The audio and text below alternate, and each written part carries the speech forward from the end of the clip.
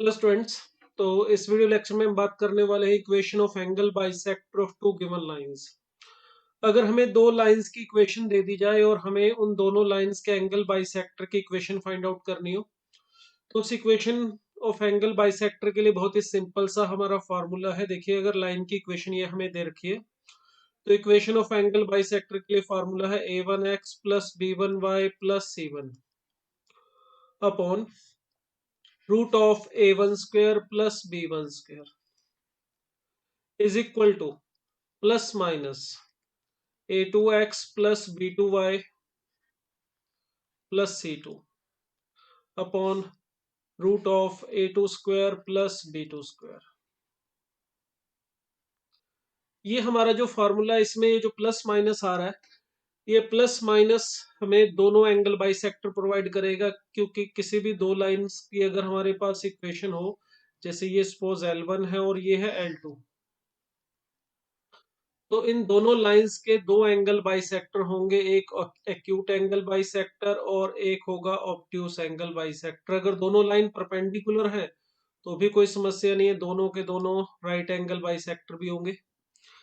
तो ये जो दो एंगल बाइसेक्टर्स है हमारे पास B1 और B2, जिसका नाम दे देता हूं मैं, ये दोनों एंगल बाइसेक्टर हमें इस लाइन, ये जो आपको सामने इक्वेशन दिख दे रही है, इससे मिलेंगे। एक बार प्लस लेके और एक बार माइनस लेके दो केसेस बना के सॉल्व करेंगे, और जो प्लस और माइनस लेके दो इक्वेशन आएंगे, उनमें से एक एक्यूट एंगल बाइसेक्टर होगा और एक होगा ऑब्ट्यूस एंगल बाइसेक्टर, अगर दोनों लाइन परपेंडिकुलर नहीं है।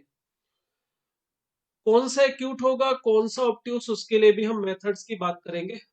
मगर पहले ये समझ लेते हैं कि एक फॉर्मूला कहाँ से आया है। ये अभी हमने जो लोकस पढ़ा था लास्ट लेक्चर में, इससे पिछला लेक्चर जो हमने पढ़ा, उसके अंदर लोकस के बारे में आपको बताया था कि अगर हमें कोई भी पॉइंट दिया जाए, वेरिएबल पॉइंट पी, अगर वो वेरिएबल पॉइंट पे इस तरह से मूव करता है कि उस पॉइंट का दोनों गिवन लाइन से डिस्टेंस बराबर है, अगर अगर ये पॉइंट पे इस तरह से मूव करता है कि P Q is equal to P R रहे, तो ये पॉइंट पी इन दोनों लाइंस के एंगल बाइसेक्टर के ऊपर मूव करता है। तो इस इक्वेशन को फाइंड आउट करने के लिए बस यही किया गया है कि पॉइंट पी का जो लोकस है उसे h कोमा k मान लिया गया है। फिर कंडीशन अप्लाई कर दी गई है P Q is equal to P R, तो इस लाइन का इस फर्स्ट लाइन से डिस्टेंस हो जाएगा a1h plus b1y sorry k plus c1 upon नीचे आ जाएगा root of a1 square plus b1 square. ये हमारा फर्स्ट लाइन से इस पॉइंट का डिस्टेंस है, और is equal to second line से डिस्टेंस हो जाएगा a2h plus b2y sorry k and plus c2 upon root of a2 square plus b2 square. ये हमने लोकस को फाइंड आउट करने का जो मेथड किया था, एक एग्जांपल भी किया था, उसको यूज कर रहे हैं। फिर ये मोड हटाने के लिए प्लस माइनस लगा सकते हैं, अगर mod A is equal to mod B है तो A is equal to plus minus B, और लास्ट में एच और के की जगह वापस एक्स वाई रख देते हैं, तो जिससे ये इक्वेशन मिलती है जो सामने लिखी हुई है। ये है हमारी इक्वेशन ऑफ एंगल बाइसेक्टर। तो इसमें अपने को करना क्या है, कुछ भी नहीं, दोनों लेफ्ट साइड में पहली लाइन की इक्वेशन लिखनी है और नीचे root of a1 square plus b1 square, X और वाई के जो कोफिशिएंट है वो a1 और b1 है। फिर इसी तरह से राइट हैंड साइड में प्लस माइनस आगे लिखना है, और उसके बाद सेकंड लाइन की इक्वेशन और उसके नीचे root of a2 square plus b2 square. फिर दोनों में एक बार प्लस और एक बार माइनस लेके सॉल्व करना है। तो अभी जैसे एग्जांपल ले रहा हूं मैं इस सिंपल से ये जो इक्वेशन है इसको अप्लाई करने के लिए। देखिए, हमें यहाँ पे दो लाइंस की इक्वेशन दे रखी है, 3x minus 4y plus 1 is equal to 0 and 5x plus 12y minus 17 is equal to 0, और हमें एंगल बाइसेक्टर की इक्वेशन लिखनी है। उसके बाद हमें डिस्क्रिमिनेट भी करना है कि वो जो दो एंगल बाइसेक्टर आएंगे उनमें से कौन सा एक्यूट है और कौन सा ऑब्ट्यूस एंगल बाइसेक्टर है। तो चलिए पहले तो हम फार्मूला अप्लाई करते हैं equation of angle bisector find out करने के लिए। इक्वेशन ऑफ एंगल बाइसेक्टर, तो उसके लिए फार्मूला हमारा सिंपल था, पहली लाइन की equation 3x minus 4y plus 1 upon root of A square plus B square, that is 9 plus 16, जिसको आप 5 भी लिख सकते हो सीधा, is equal to plus minus, then second line की equation 5x plus 12y minus 17 upon root of A square plus B square 25 plus 144, इसे आप 13 भी लिख सकते हो। स्क्वायर रूट ऑफ 13 है ये, 169 आएगा स्क्वायर रूट के अंदर। अब इसके बाद देखिए जब हम प्लस लेके सिंप्लीफाई करेंगे, तो मैं प्लस लेके इसको सिंप्लीफाई करता हूं, तो देखिए 13 ऊपर चला जाएगा, 3x minus 4y plus 1 is equal to, यहाँ पे 5 ऊपर जाके मल्टीप्लाई कर दूं तो 5x प्लस 12y माइनस 17। इसे सिंप्लीफाई कर लीजिएगा, क्रॉस ये 25x उधर जाके माइनस कर दीजिएगा। सिंप्लीफाई करने के बाद जो हमें आंसर मिलेगा वो मिलेगा x minus 8y plus 7 is equal to 0। ये हमारी जो इक्वेशन आ रही है इसको मैं B1 नाम दे देता हूँ। चलिए, ये एंगल बाइसेक्टर जो आ रहा है वो B1 है। अभी मैं ये नहीं बता पाऊंगा कि एक्यूट है या ऑब्ट्यूस, उसके लिए मेथड की बात हम करेंगे। ये प्लस वाला साइन लेके जब हमने सॉल्व किया उससे ये आंसर मिल रहा है। इसी तरह से माइनस वाला साइन लेके जब आप इसको सिंप्लीफाई करेंगे तो इक्वेशन मिलेगी 13 into 3x minus 4y plus 1 is equal to minus of 5 into 5x plus 12y minus 17। अब इसको भी आप सिंप्लीफाई कर लीजिएगा, मैं डायरेक्ट आंसर लिख देता हूं जो आएगा 8x plus Y minus 9 is equal to 0। ये हमें दूसरी इक्वेशन मिलेगी, दूसरे एंगल बाइसेक्टर की इक्वेशन मिलेगी, जिसको मैंने B2 नाम दे दिया है। देखिए हमारे पास दो लाइंस की इक्वेशन थी। पहली लाइन थी हमारी 3x minus 4y plus 1 is equal to 0, और दूसरी लाइन थी हमारे पास L2 नाम था उसका, वो था हमारा 5x plus 12y minus 17 is equal to 0। अब ये जो दोनों लाइंस थी हमारे पास, इन दोनों की जो एंगल बाइसेक्टर की इक्वेशन हमें मिली है, जब हमने प्लस का साइन लेके सिंप्लीफाई किया तो हमें मिला है यहाँ पर x minus 8y plus 7 is equal to 0। और जब हमने माइनस वाला साइन लेके सिंप्लीफाई किया तो दूसरे एंगल बाइसेक्टर की इक्वेशन आई है हमारे पास 8x plus Y minus 9 is equal to 0।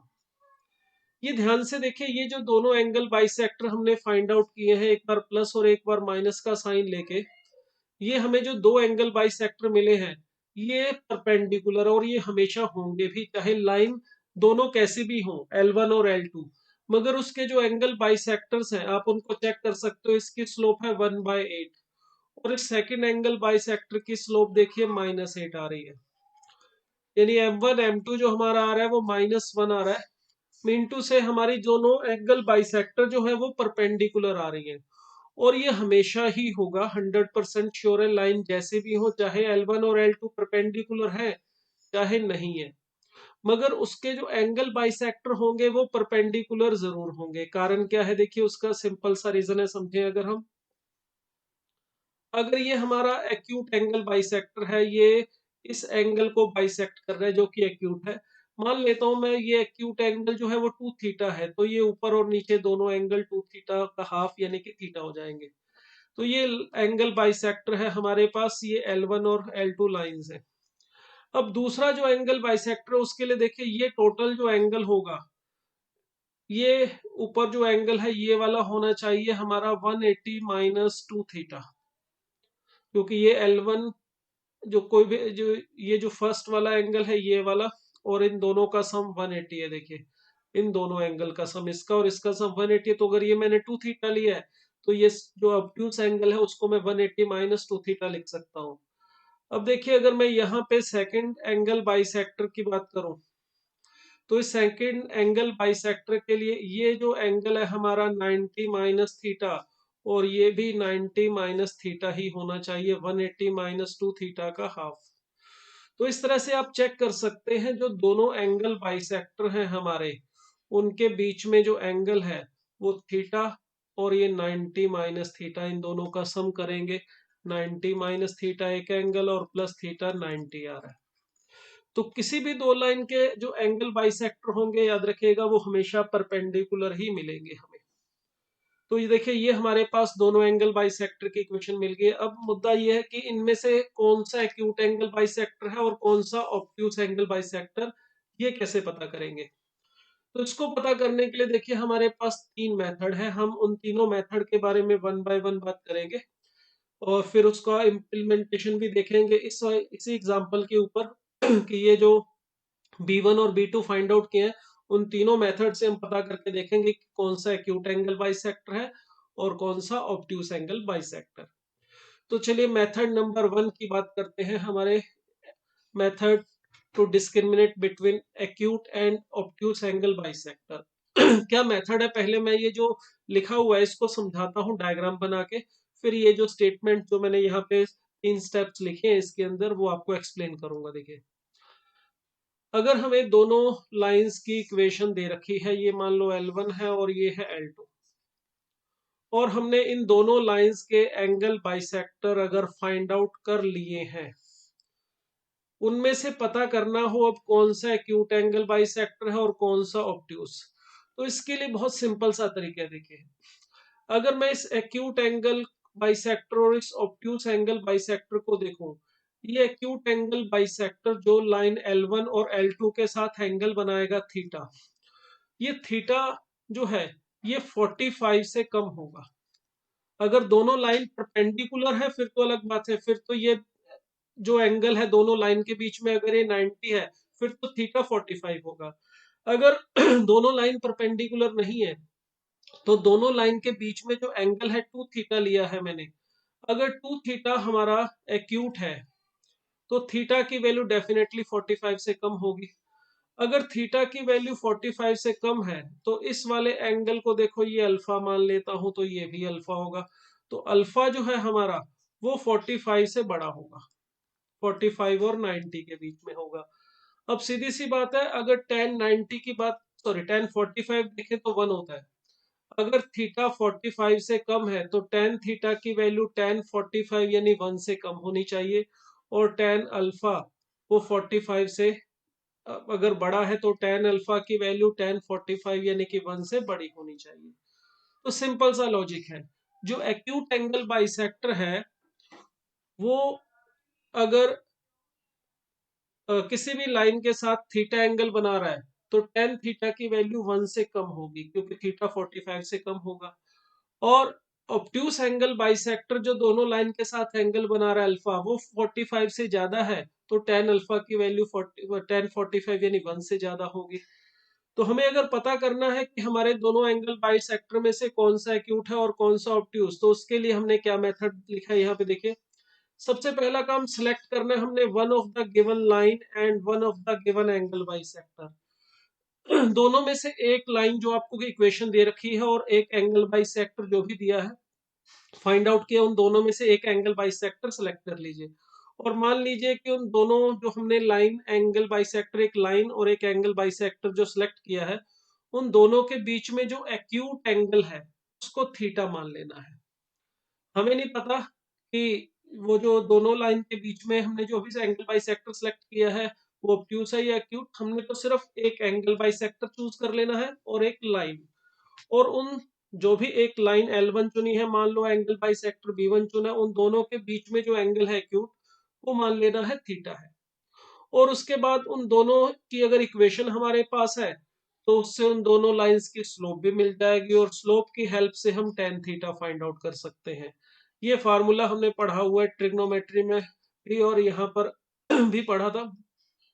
अगर दो लाइंस की स्लोप हमारे पास है m1 और m2, तो उन दोनों लाइंस की स्लोप की हेल्प से हम इस फार्मूले से tan theta is equal to mod of m1 minus m2 upon 1 plus m1 m2, इससे टेन थीटा की वैल्यू फाइंड आउट कर सकते हैं एक्यूट एंगल थीटा के केस में।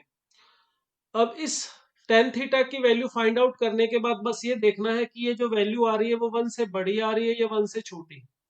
अगर ये वैल्यू 1 से बड़ी आ रही है तो डेफिनेटली ये ऑब्ट्यूस एंगल बाइसेक्टर होगा जो आपने एंगल बाइसेक्टर सेलेक्ट किया है। अगर ये टेन थीटा की वैल्यू 1 से कम आएगी तो आपने जो सेलेक्ट किया है फर्स्ट स्टेप में वो एक्यूट एंगल बाइसेक्टर होगा। क्योंकि अगर हम देखें यहाँ पे, अगर ये टेन थीटा की वैल्यू 1 से कम आ रही है तो ये तभी पॉसिबल है जब ये एंगल बाइसेक्टर इन दोनों लाइन के जो बीच में एक्यूट एंगल है उसे बाइसेक्ट करेगा। तो सिंपल सा लॉजिक है, इसमें कुछ ज्यादा मुश्किल काम नहीं है। चलिए इस वाले कॉन्सेप्ट को हम यहाँ पे अप्लाई करते हैं इस वाले एग्जाम्पल पे। इस एग्जाम्पल में देखिए हमें दोनों लाइंस की इक्वेशन दे रखी थी और हमने एंगल बाइसेक्टर फाइंड आउट कर लिए दोनों के। तो मैं इस मेथड अप्लाई करने के लिए पहले एक लाइन सेलेक्ट कर लेता हूँ। लीजिए L1 सेलेक्ट कर ली और इन दोनों में से एक एंगल बाइसेक्टर सेलेक्ट कर लेता हूँ। चलिए ये वाला B1 मैंने कर लिया। अब देखिए इन दोनों की जो स्लोप है इस लाइन L1 के, भी मैंने यहाँ पे M1 और M2 स्लोप लिख रखी है B1 और B2 की। अब इसको एक बार मैं हटा देता हूँ। ये B1 B2 की स्लोप जो लिखी थी इसको मैंने छोड़ दी एक बार। अब देखिए M1 जो है वो मैं मान लेता हूँ स्लोप ऑफ लाइन L1 है। L1 लाइन की स्लोप आप इसकी इक्वेशन से देख सकते हो 3/4 आ रही है। इसी तरह से M2 को जो है वो मान लेता हूँ स्लोप ऑफ B1 लाइन। इस एंगल बाइसेक्टर B1 की स्लोप है B1, M2 उसको फाइंड आउट कर सकते हैं, वो 1/8 आ रही है देखिए। और इस B1 और L1 दोनों लाइंस के बीच में हमने एंगल जो एक्यूट है वो मान लिया थीटा। अभी हमें नहीं पता है कि ये एक्यूट एंगल बाइसेक्टर है B1 या ऑब्ट्यूस, हमने तो बस ये मान लिया कि ये जो B1 है इस लाइन L1 के साथ थीटा एंगल बना रहा है। तो अगर हम tan थीटा फाइंड आउट करें यहाँ से, फॉर्मूला सिंपल है, mod of M1 minus M2 upon 1 plus M1 M2। इसकी हेल्प से यहां से देखिए हमें क्या मिलेगा 3/4 minus 1/8 upon 1 plus 3/4 into 1/8। Simplify करके अगर हम इसकी वैल्यू फाइंड आउट करना चाहें तो देखिए ये आ जाएगा हमारे पास 24 माइनस 4 दैट इज 20 अपॉन 35। तो ये जो tan थीटा की हमें वैल्यू मिल रही है ये हमें इसको अगर थोड़ा कैंसिल आउट करा जाए 20/35 तो ये 4/7 और ये वैल्यू 1 से कम आ रही है। अगर ये tan थीटा की वैल्यू 1 से कम आ रही है इसका मतलब हम बता सकते हैं कि ये जो हमारे पास है थीटा हमने सेलेक्ट किया था ये वाला एंगल बाइसेक्टर B1 होना चाहिए। तभी इसके लिए tan थीटा की जो वैल्यू है वो 1 से कम आ रही है क्योंकि एक्यूट एंगल बाइसेक्टर है। तो ये फर्स्ट वाला एक्यूट एंगल बाइसेक्टर हो गया। तो दूसरे वाला अपने आप ही अंडरस्टूड है, वो ऑब्ट्यूस एंगल बाइसेक्टर हो जाएगा हमारा। तो ये मेथड नंबर 1 है पता करने के लिए कि कौन सा एक्यूट एंगल बाइसेक्टर है कौन सा ऑब्ट्यूस। सिंपल है बिल्कुल मेथड, एक लाइन और एक एंगल बाइसेक्टर सेलेक्ट करना है और उन दोनों की स्लोप से tan थीटा फाइंड आउट करना है।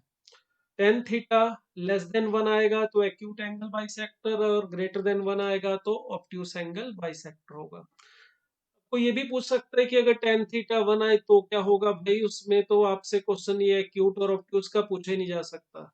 tan थीटा 1 तभी आ सकता है जब ये दोनों लाइन L1 और L2 परपेंडिकुलर हो।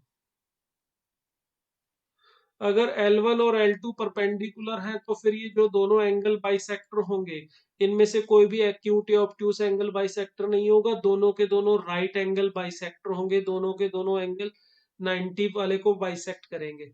तो इसलिए उस केस में तो आपको लाइन की इक्वेशन देखते ही पता चल जाएगा, लाइन की इक्वेशन से ही अगर डिसाइड हो जाएगा कि लाइन परपेंडिकुलर है तो फिर एक्यूट और ऑब्ट्यूस एंगल बाइसेक्टर के बारे में पूछने का कोई सेंस नहीं बनता है।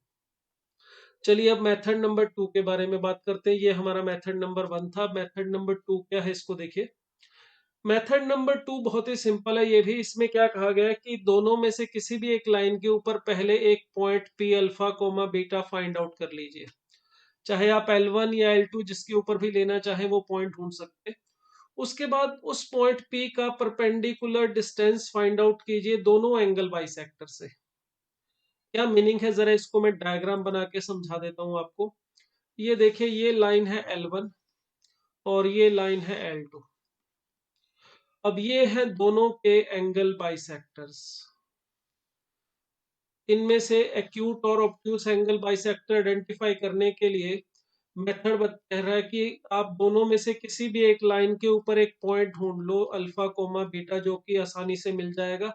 किसी भी लाइन के ऊपर इनफाइनाइट पॉइंट्स आप ढूंढ सकते हो, मगर ये ध्यान रखना ये वो पॉइंट नहीं होना चाहिए जो दोनों लाइन का पॉइंट ऑफ इंटरसेक्शन है।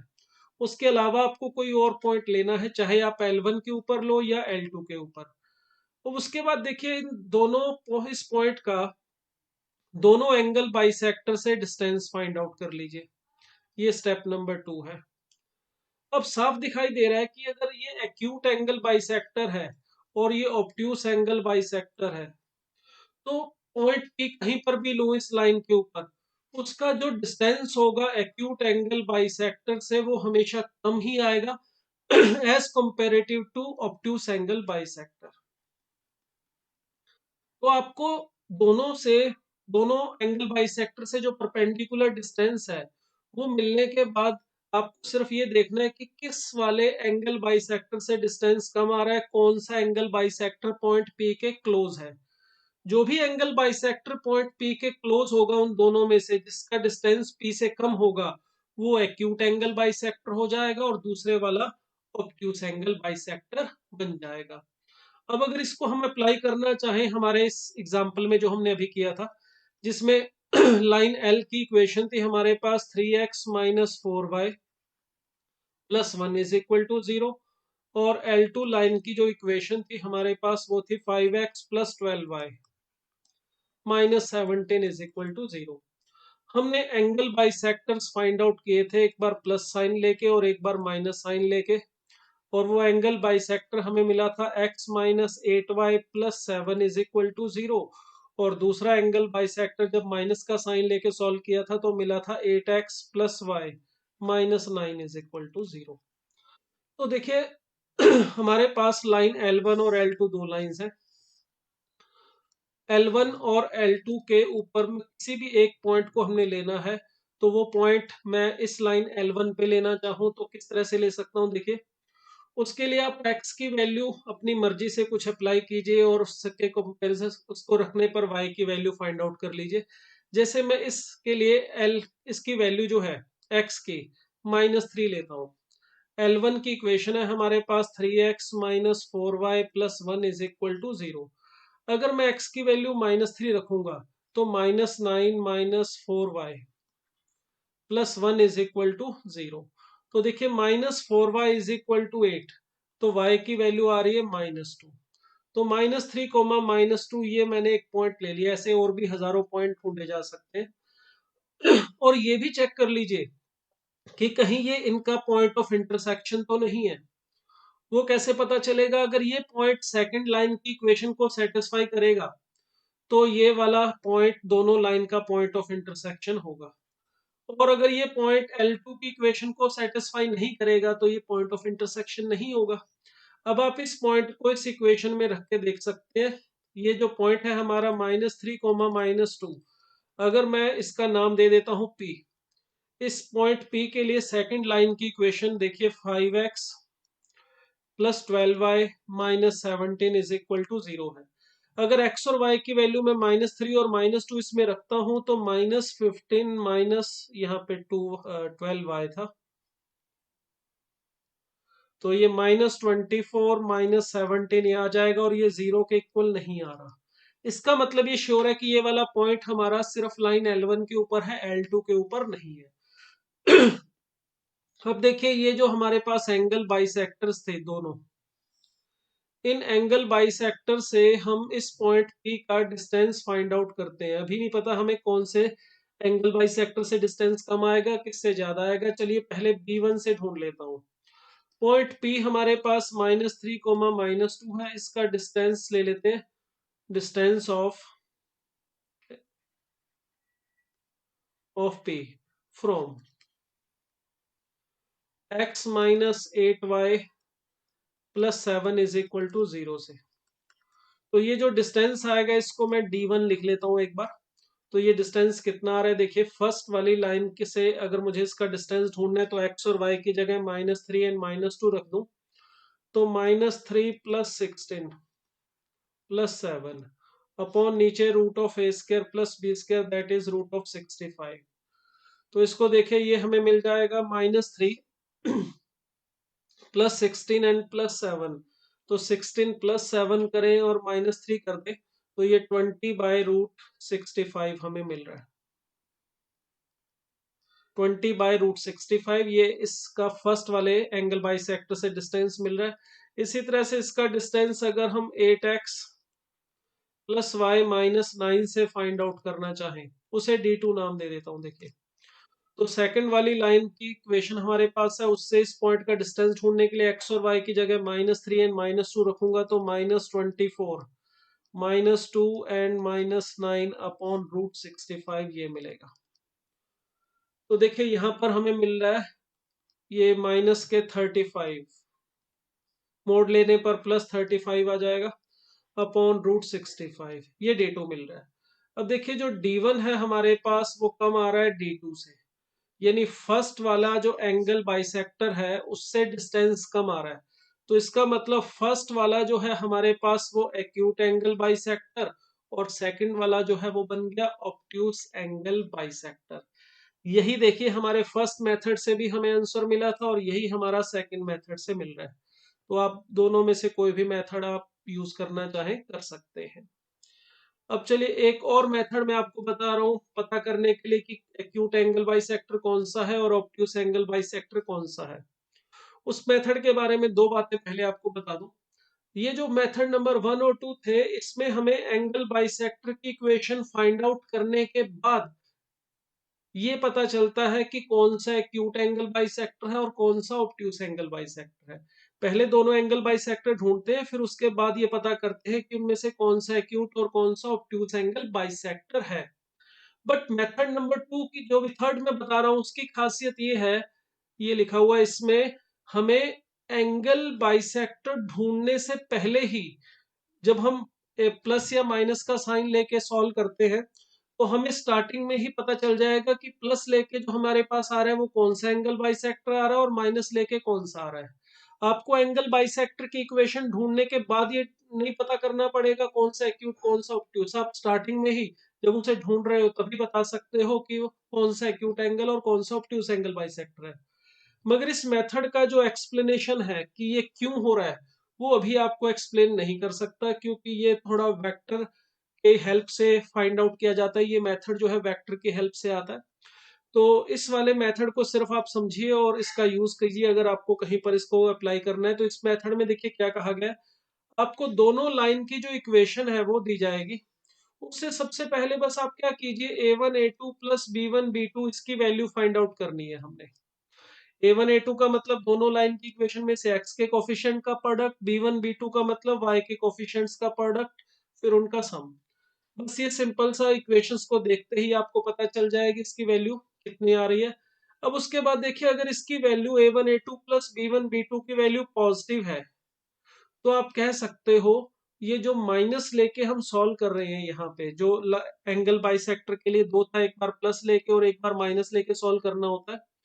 अगर a1 a2 plus b1 b2 की वैल्यू पॉजिटिव है, तो जब आप माइनस लेके सॉल्व करोगे उससे आपको एक्यूट एंगल बाइसेक्टर मिलेगा। और अगर a1 a2 plus b1 b2 की वैल्यू नेगेटिव है, तो उस केस में जब आप यहाँ पे प्लस का साइन लेके सॉल्व करोगे, ये देखिए ये वाला साइन पॉजिटिव साइन, तो आपको एक्यूट एंगल बाइसेक्टर मिलेगा।